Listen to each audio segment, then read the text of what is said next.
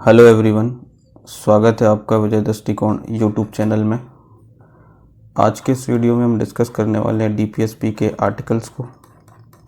आप में से बहुत सारे लोगों ने डीपीएसपी के आर्टिकल पढ़े होंगे। अच्छा, सच बताइए, क्या डीपीएसपी के आर्टिकल आपको याद नहीं रहते? आप बार बार आर्टिकल पढ़ते हैं और भूल जाते हैं। तो आज मैं आपको डीपीएसपी के आर्टिकल को ऐसी ट्रिक से पढ़ाऊँगा कि आप एक बार में याद कर लेंगे, वो भी बिना रट्टा मारे। और सबसे ख़ास बात, यही तरीका एग्ज़ाम में क्वेश्चन सॉल्व करने में भी काम आएगा। तो वीडियो को पूरा ज़रूर देखिएगा। तो शुरुआत करते हैं आर्टिकल नंबर 36 से, जो कि आर्टिकल नंबर 12 की तरह है, जिसमें हम राज्य को परिभाषित करते हैं। यानी कि राज्य की परिभाषा में क्या क्या शामिल है। यदि हम केंद्र स्तर में देखें तो संसद है और केंद्र सरकार है। तो केंद्र स्तर में संसद और केंद्र सरकार राज्य की परिभाषा में शामिल हैं। राज्य स्तर में देखें तो विधानमंडल और राज्य सरकार राज्य की परिभाषा में शामिल है। इसके अलावा स्थानीय निकाय में हम बात करते हैं ग्राम पंचायत, नगर पालिका, नगर निगम, नगर परिषद, जिला बोर्ड, ये सभी राज्य की परिभाषा में शामिल हैं। इसके अलावा जो सरकारी अधिकारी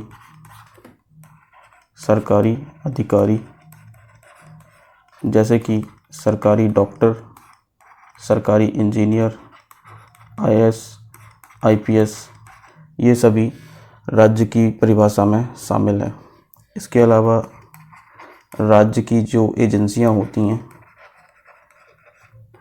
और वित्त विभाग होता है, इसके अलावा एनटीपीसी, यूपीएससी, एमपीपीएससी, एलआईसी, ये सारी चीज़ें राज्य की परिभाषा में शामिल है। अब सबसे बड़ा सवाल है, क्या जुडिशरी यानी कि न्यायपालिका, क्या न्यायपालिका राज्य की परिभाषा में शामिल है? यहाँ पे हम हाई कोर्ट और सुप्रीम कोर्ट की बात करेंगे। जब हाई कोर्ट और सुप्रीम कोर्ट प्रशासनिक कार्य करते हैं, यानी कि एडमिनिस्ट्रेटिव फंक्शन परफॉर्म करते हैं, जिसमें हम नियुक्ति के कार्य को गिन सकते हैं। जब हाई कोर्ट सुप्रीम कोर्ट नियुक्ति करती है तो वो राज्य की परिभाषा में शामिल होते हैं। यदि हम इसमें जुडिशियल फंक्शन की बात करें, जुडिशियल फंक्शन यानी कि न्यायिक कार्य, जैसे कि न्याय देना, ऐसी कंडीशन में जुडिशरी जो है राज्य की परिभाषा में शामिल नहीं होती। यानी जुडिशरी राज्य की परिभाषा में शामिल तभी होगी जब वो प्रशासनिक कार्य को परफॉर्म कर रही होगी। इसके बाद हम बढ़ते हैं अगले आर्टिकल की तरफ, आर्टिकल नंबर 37। आर्टिकल नंबर 37 में 3 और 7 को प्लस करें तो 10 होता है। यहाँ पर हम डीपीएसपी को 0 से हीरो बनाने की कोशिश करते हैं। डीपीएसपी को 0 से हीरो कब बनाया जा सकता है? जब न्यायपालिका द्वारा डीपीएसपी को लागू किया जा सके। पर रियलिटी ये कहती है कि डीपीएसपी को न्यायालय द्वारा लागू नहीं किया जा सकता। यानी कि डीपीएसपी के जो प्रावधान होते हैं वो नॉन जस्टिसेबल नेचर के होते हैं। नॉन जस्टिसेबल नेचर, हिंदी में इसको कहते हैं अप्रवर्तनीय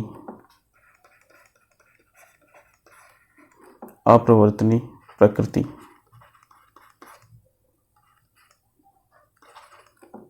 अप्रवर्तनीय प्रकृति। इसके बाद हम बात करेंगे आर्टिकल नंबर 38 की। आर्टिकल नंबर 38 में 3 और 8 को प्लस करेंगे तो ये 11 होते हैं। यानी एक एक करके राज्य लोगों का कल्याण करेगी, यानी कि लोक कल्याण की बात है। एक तरीके से राज्य जो है वेलफेयर स्टेट बनाएगी, जिसको हम कल्याणकारी राज्य कहते हैं।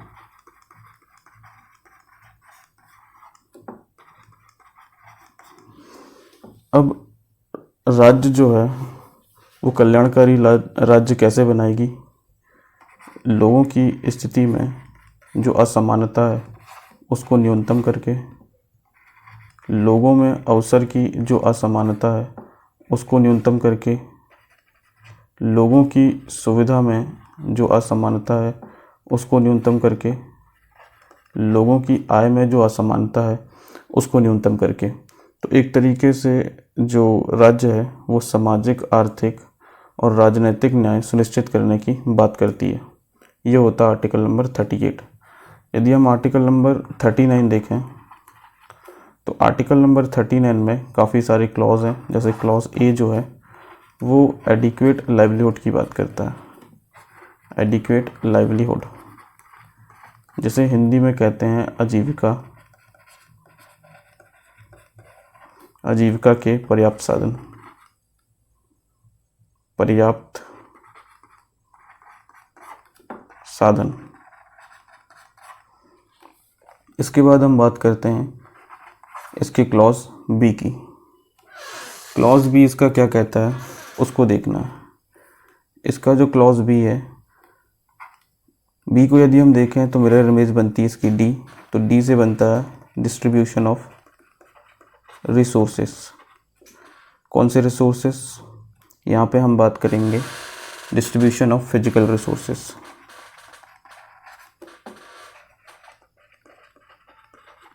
जिसे हम हिंदी में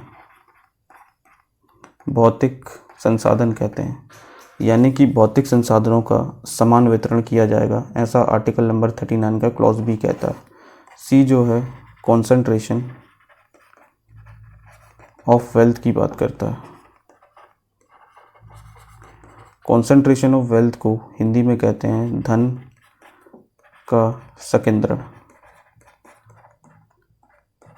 धन के संकेंद्रण को रोकना, मतलब कुछ लोगों के हाथ में धन का जो केंद्रीकरण है उसको रोकना। इसके बाद यदि हम क्लॉज डी को देखें तो क्लॉज डी की जो मिरर इमेज है वो बी है। तो बी से बनता है बोथ मैन एंड वुमेन, यानी कि यहाँ पे महिला और पुरुष दोनों को समान काम के लिए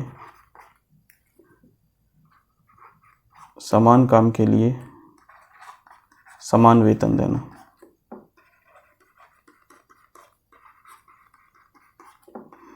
समान वेतन देना, ये क्लॉज नंबर डी में कहा गया। फिर क्लॉज नंबर ई देखें तो ई में इसको हमें याद रखना चीक से। चीक में जो लास्ट जब हम पढ़ते हैं चीक तो उसमें ई जैसा साउंड करता है। तो यहाँ पे जो लेबर है, यानी कि जो श्रमिक है, श्रमिकों से जब हद से ज़्यादा काम कराया जाता है तो उनकी चीख निकल जाती है, और जब उनकी चीख निकलती है तो उससे हमें उनकी शक्तियों का पता चलता है, उससे हमें उनके स्वास्थ्य का पता चलता है। तो क्लॉज ई ये कहता है कि हमें श्रमिकों की शक्ति और स्वास्थ्य का संरक्षण करना है। इसके बाद क्लॉज नंबर एफ यदि हम देखें तो क्लॉज नंबर एफ से बनता है फालतू शोषण, यानी कि यहाँ पे जो बच्चे हैं और जो युवा हैं, युवाओं का शोषण करने से रोकना। शोषण करने से रोकना, ये बेसिकली क्लॉज नंबर एफ में है।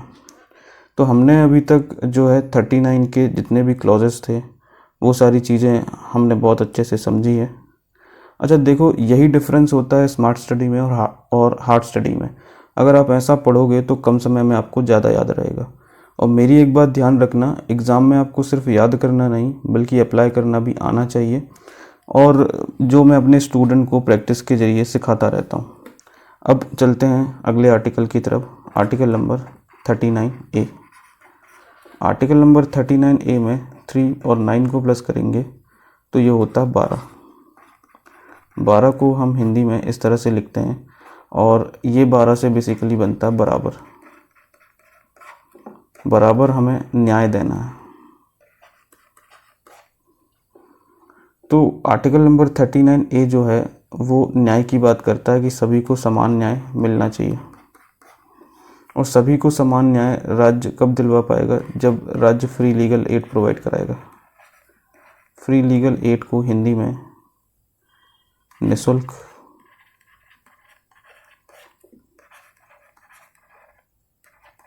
विधिक सहायता कहते हैं। मतलब कि राज्य यदि लोगों को निःशुल्क विधिक सहायता देगा तो उन्हें कहीं ना कहीं समान न्याय मिल जाएगा, ये आर्टिकल नंबर 39A कहता है। उसके बाद आर्टिकल नंबर 39 के बाद आर्टिकल नंबर 40। आर्टिकल नंबर 40 में ये जो 0 है हमने बीच में लिखा और ये 4 को इस तरीके से रिप्रेजेंट किया। यानी कि यदि हम ग्राम पंचायत को स्टैब्लिश करें, ग्राम पंचायत को स्थापित करें, तो वो गांवों में चारों तरफ डेवलपमेंट लेकर के आएगी, ऐसा आर्टिकल नंबर 40 कहता है। और इस तरीके से आर्टिकल नंबर 40 को याद रख सकते हैं। आर्टिकल नंबर 41 देखें तो आर्टिकल नंबर 41 में 1 जो है एक लाठी की तरह है और लाठी बेसिकली सहारे के काम आती है, असिस्टेंस के काम आती है। तो यहाँ पर असिस्टेंस की बात की गई है, सहारे की बात की गई है कि कुछ दशाओं में शिक्षा, काम और सार्वजनिक सहायता प्रदान करना, सार्वजनिक सहायता प्रदान करना। यानी इसको यदि हम और अच्छे से समझें कि जब इंसान बेरोजगार है तो उसे बेरोजगारी भत्ता देना। इसके अलावा हम इसमें लिख सकते हैं कि यदि कोई वृद्ध है तो वृद्धावस्था पेंशन देना।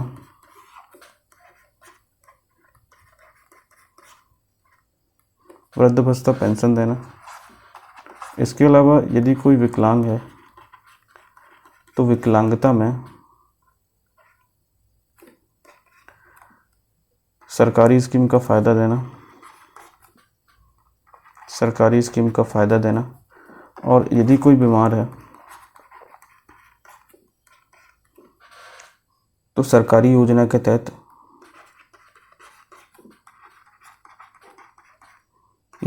तहत फ़ायदा पहुंचाना।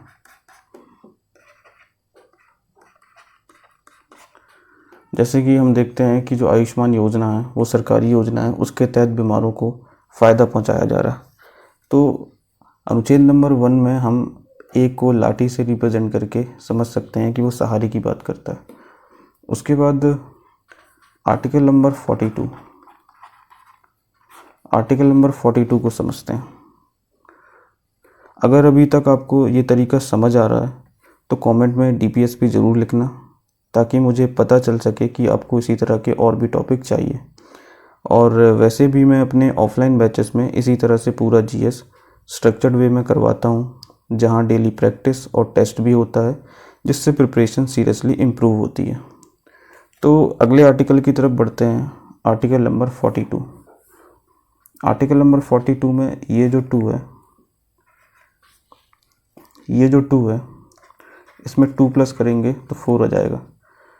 ये जो 2 है इस 2 में 2 प्लस करेंगे तो ये 4 हो जाएगा। यानी एक तरीके से समझें कि हम 2 हमारे 2 मिल गए तो यहाँ पे 4 हो गए। यानी कि सरकार कहते हैं कि हम 2 हमारे 2 और टोटल परिवार हो गया 4। तो इसमें वही चीज़ कही गई है कि हम 2 हमारे 2 तब होंगे जब मैटरनिटी रिलीफ मिलेगी, मैटरनिटी रिलीफ मिलेगी। मैटरनिटी रिलीफ दी जाती है 6 महीने की, यानी कि एक तरीके से देखा जाए तो आधा साल की। और जो पैटर्निटी रिलीफ होती है, पैटर्निटी जो रिलीफ होती है वो होती है 15 दिनों की, 15 डेज़ की, यानी कि वो आधे महीने की होती है। यानी कि ये होती है आधे साल की और ये होती है आधे महीने की। तो आर्टिकल नंबर 42 मैटरनिटी रिलीफ के बारे में बात करता है। इसके अलावा आर्टिकल नंबर 42 जो है वो काम के न्याय संगत व्यवस्था की बात करता है, न्याय संगत व्यवस्था की बात करता है, यानी कि स्वच्छ वातावरण हो काम करने के लिए, स्वच्छ पानी हो,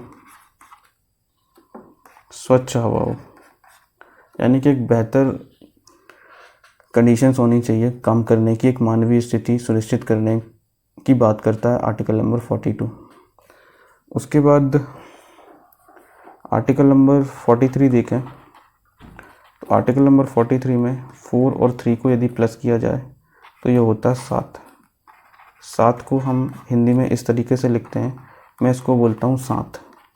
तो हमें 7 देना है किसका? मजदूरों का, मजदूरों का, या फिर मैं बोलूँ श्रमिकों का,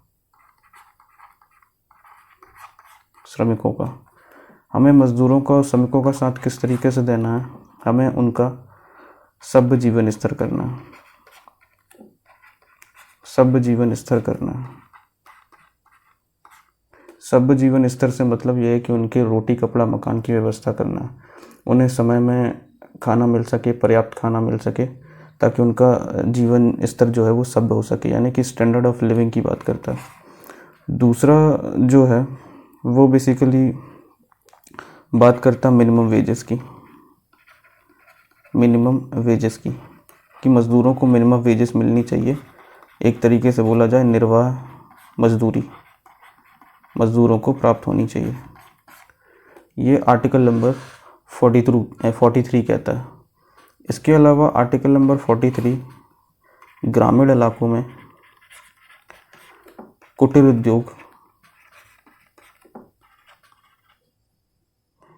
उद्योग स्थापित करने की बात करता है। तो ये आर्टिकल नंबर 43 कहता है। इसके बाद आर्टिकल नंबर 43 का जो क्लॉज ए है ये बेसिकली बात करता है मैनेजमेंट की। अच्छा, मैं आपको एक बात बताता हूँ कि जब हम लोग पढ़ते थे तो 2 तरह के स्टूडेंट हुआ करते थे। एक वो स्टूडेंट जो स्कॉलरशिप में पढ़ते थे, एक वो स्टूडेंट जो स्कॉलरशिप में नहीं पढ़ा करते थे, यानी कि जो डायरेक्ट फ़ीस देते थे। तो ऐसे स्टूडेंट जो डायरेक्ट फ़ीस देते थे उनको सेक्शन ए में रखा जाता था और उनके लिए बहुत अच्छा मैनेजमेंट होता था। और जो सेक्शन बी में हुआ करते थे, यानी कि वो स्कॉलरशिप वाले थे, यानी कि उन्हें उतना प्रॉपर मैनेजमेंट नहीं दिया जाता था, उन्हें कॉम्प्रोमाइज़ करना पड़ता था, कॉलेज के साथ कोऑपरेट करके चलना पड़ता था। तो उसी तरीके से समझें कि आर्टिकल नंबर 43 ए में जो ए सेक्शन वाले हैं उनका प्रॉपर मैनेजमेंट होता था। तो यहाँ पर हम बात कर रहे हैं कि उद्योगों को हम लिखते हैं कुछ इस तरीके से। उद्योगों में जो प्रबंधन यानी कि मैनेजमेंट। उद्योगों में प्रबंधन में मजदूरों की भागीदारी की बात करता है, मजदूरों के भागीदारी की बात करता है कि मजदूरों की भागीदारी होनी चाहिए उद्योगों के प्रबंधन में। ये आर्टिकल नंबर 43 ए कहता है। इसके अलावा यदि मैं बात करूं आर्टिकल नंबर 43 बी की, आर्टिकल नंबर 43 बी को समझिए कि जिस तरीके से जो स्कॉलरशिप वाले स्टूडेंट थे उनको कोऑपरेट करके चलना पड़ता था, उसी तरीके से यहाँ पर भी कोऑपरेटिव सोसाइटी के बारे में लिखा हुआ। कोऑपरेटिव सोसाइटी के एस्टेब्लिशमेंट की बात की गई है। कोऑपरेटिव सोसाइटी को हिंदी में बोलते हैं सहकारिता, या इसको हम बोल सकते हैं बेसिकली सहकारी समिति।